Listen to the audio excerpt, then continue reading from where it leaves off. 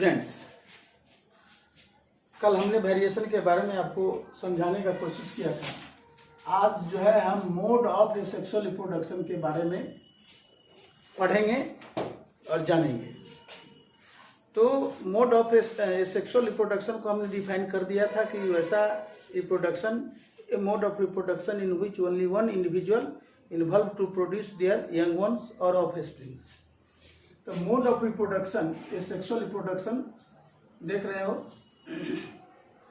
का टाइप है fusion, fragmentation, regeneration, budding, vegetative propagation, spore formation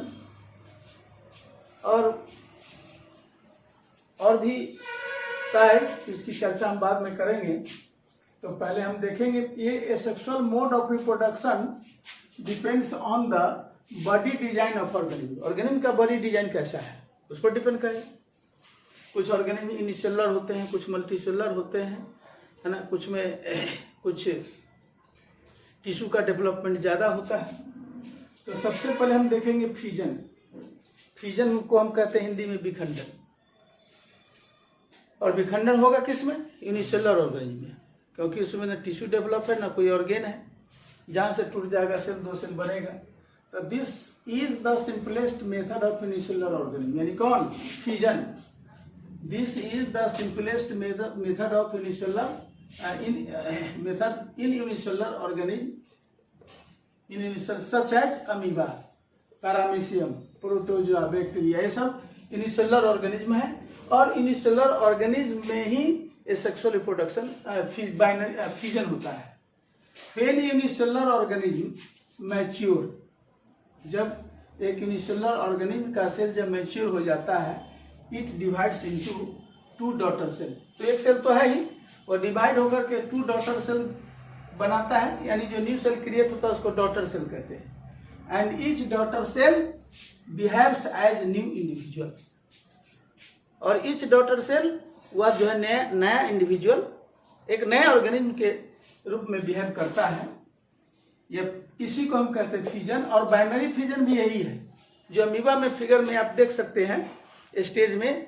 पहले अमीबा में क्या होता है कि न्यूक्लियस, पहले न्यूक्लियस का एलोंगेशन होता है, देख सकते हैं फिगर में, है ना, अपने बुक में। न्यूक्लियस का एलोंगेशन होता है। एलोंगेशन मतलब लंबा होना, समझने की कोशिश करो तो, है ना। एलोंगेशन मीन्स होता है लंबा होना। न्यूक्लियस का इलोंगेशन होता है।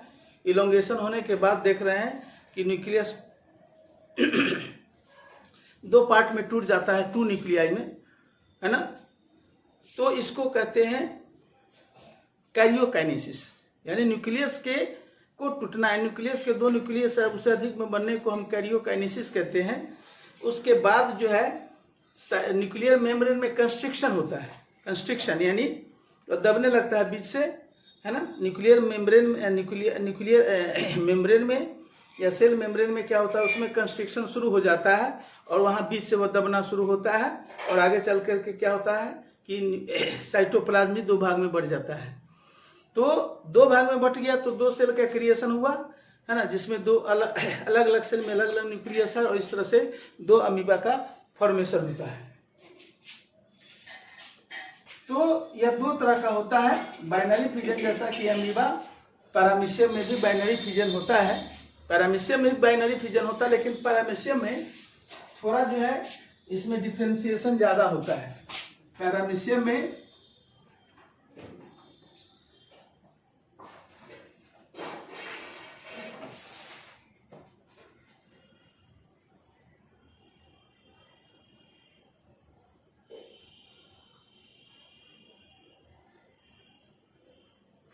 यहाँ ओरल ग्रुप होता है।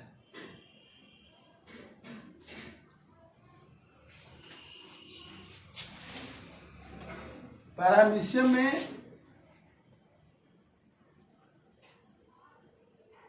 यहाँ ओरल ग्रुप होता है। तो ऐसे में अगर टूटता है या ऐसे टूटता है तो दोनों में ओरल ग्रुप नहीं आ पाएगा, इसलिए अलोंग सर्टेन ओरिएंटेशन, यानी ओरल ग्रुप से होकर के होता है। तो पैरामीशियम देख रहे हैं, ये स्लीपर के शेप में होता है। ये सब सिलिया है, ये सब सिलिया है। पहले न्यूक्लियस टूटता है 2 पार्ट में, न्यूक्लियस 2 पार्ट में टूटता है और इस तरह से अलोंग सर्टेन ओरिएंटेशन। तो पैरामीशियम में भी फिजन होता है, बाइनरी फिजन, लेकिन but binary fission takes place along certain orientation, है ना, इस तरह से होता है। अब मल्टीपुल फिजन हम लोग देखेंगे, मल्टीपुल फिजन को हम लोग देखेंगे। Multiple fission it takes place in malarial parasite, और 9 क्लास में पढ़ा होगा प्लाज्मोडियम, यानी मलेरियल पैरासाइट प्लाज्मोडियम है। और बहुत बच्चा ये धंधा कि मच्छर खाता है, मॉस्किटो, फीमेल एनोफिलीज, नहीं, वो तो वेक्टर है, उसको उसका कैरियर है, इसलिए मलेरियल पैरासाइट प्लाज्मोडियम है। प्लाज्मोडियम में क्या होता है कि प्लाज्मोडियम का सेल जो है, सेल का न्यूक्लियस जो है वह रिपीटेडली डिवाइड होता है ना, यानी nucleus of cell is repeatedly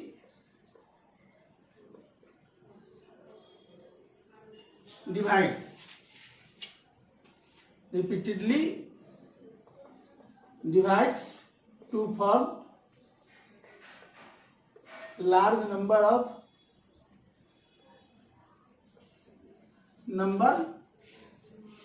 nuclei, large number of nuclei. यानी nucleus of the cell, plasmodium cell divides repeatedly to form large number of nuclei, and each nuclei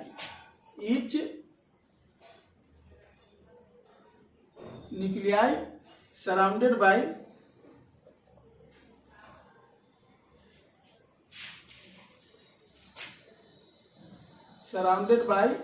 a small amount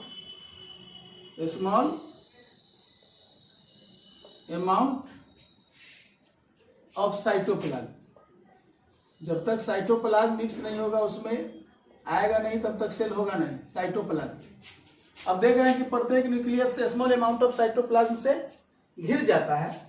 cell में cytoplasm जरूरी है, जब cell cytoplasm नहीं होगा तो nuclei सिर्फ रहेगा। तो each nucleus surrounded by a small amount of cytoplasm to give rise large number of cells, large number of cells in favorable condition। जब फेवरेबल कंडीशन आता है तो फट जाता है। इन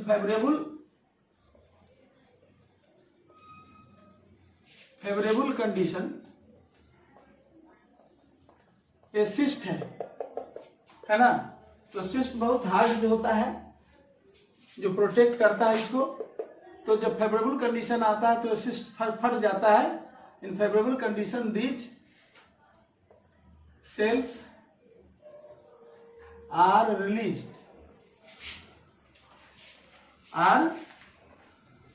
कहां से रिलीज हो जाएगा? सिस्ट फटेगा, सिस्ट में से बाहर सब निकल जाएगा, बाहर आ जाएगा, है ना, रिलीज to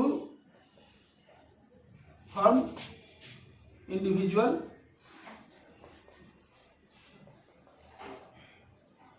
organisms, और इंडिविजुअल ऑर्गेनिज्म की तरह वह बिहेव करेगा। तो ये मल्टीपल फिजन है।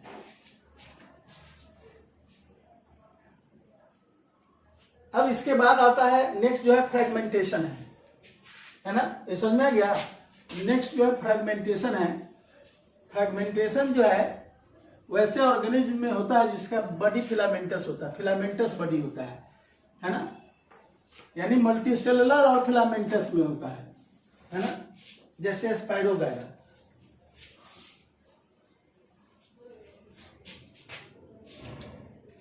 Fragmentation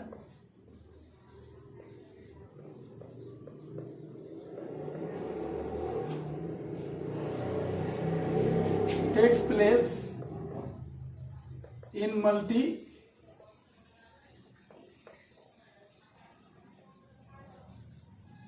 cellular organism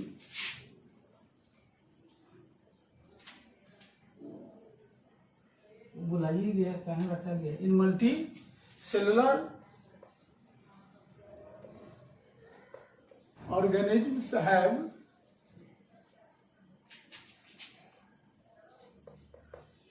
having filamentous body. क्या मिनट हो गया? having filamentous body design. Body कर सकते हैं such as spirogyra, such as spirogyra.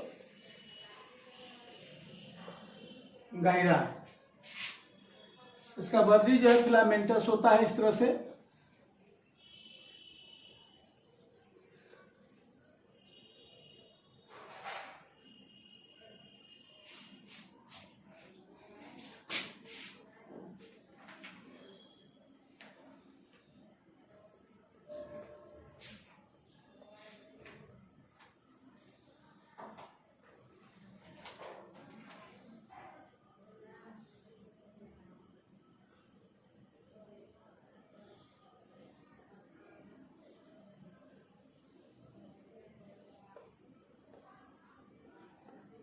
है ना।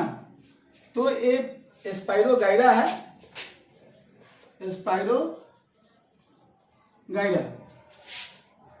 तो क्या होता है कि स्पाइरोगायरा जब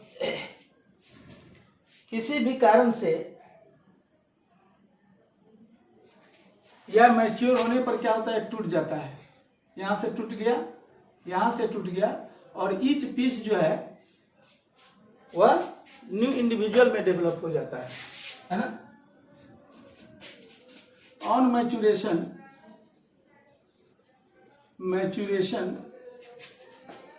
the filament of spirogyra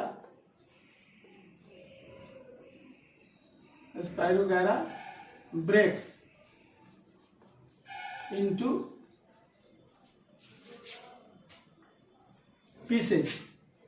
pieces या फ्रैगमेंट कर सकते हैं, इनटू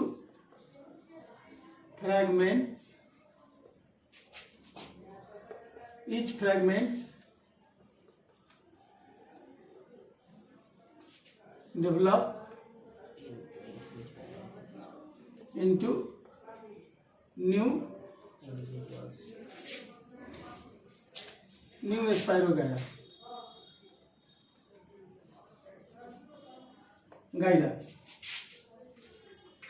तो यह जो है आपने पढ़ा फ्रैगमेंटेशन।